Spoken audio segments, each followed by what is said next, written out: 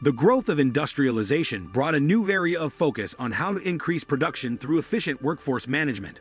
One of the first theorists in this field was Fredrick Taylor, who in the 1880s studied steel factories and their workflows, leading to his theory of scientific management, or Taylorism. This theory aimed to understand how a manufacturing line could become the most efficient, using empirical means to measure standardization, wastes, and best practices. Taylor's students, Gantt and Max Weber, who evolved the theory in the 1930s, continued to face theoretical issues as they never fully considered human relations. Around this time, Deming developed his 14 key principles of management, which emphasized quality and standardization with human relations. Deming's work was initially disregarded in the US, so he spent years in Japan rebuilding the country's infrastructure after World War II, transforming his work into total quality management, TQM.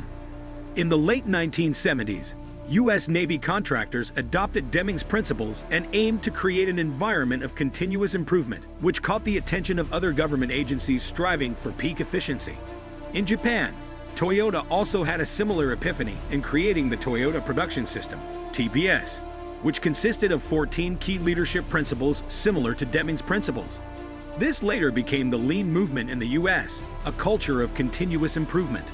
Finally, the next wave of management efficiency came in the form of Six Sigma, developed by Motorola engineer Bill Smith in 1980. This philosophy aimed to identify, target, and eliminate manufacturing anomalies using statistical methods.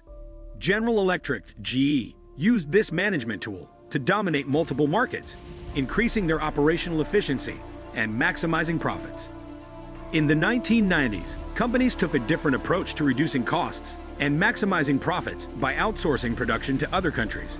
With the implementation of the North American Free Trade Agreement in 1994, outsourcing took advantage of lower labor costs abroad. However, outsourcing also brought about logistical challenges and inefficiencies. It was only a temporary solution, and eventually, the trend of manufacturing returning to the United States became evident. This time, however, it would be powered by automation and robotics, eliminating the need for human labor and the associated human factors that can impact efficiency. The future of manufacturing is no longer a human-driven event.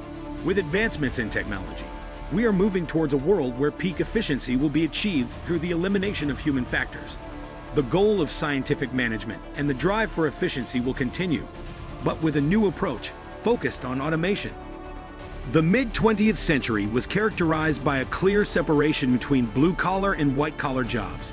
People either worked with their hands or worked behind a desk. In 1959, Peter Drucker introduced the term knowledge worker in his book, The Landmarks of Tomorrow. He defined these workers as people who think for a living, such as doctors, lawyers, accountants, and architects. These were jobs that required creative thought and unique insights. With the progress of time and the evolution of work, more jobs shifted from manual to office work. A new classification emerged, one that is neither blue-collar nor knowledge work, white-collar manufacturing. These are office jobs that are process-driven and repetitive and have limited opportunities for independent judgment. In many cases, these roles are considered knowledge worker positions, but management structures have limited their judgment through centralized control. Management structures are put in place in white-collar manufacturing to maximize efficiency. Production is monitored, time is measured, and metrics are established to monitor performance.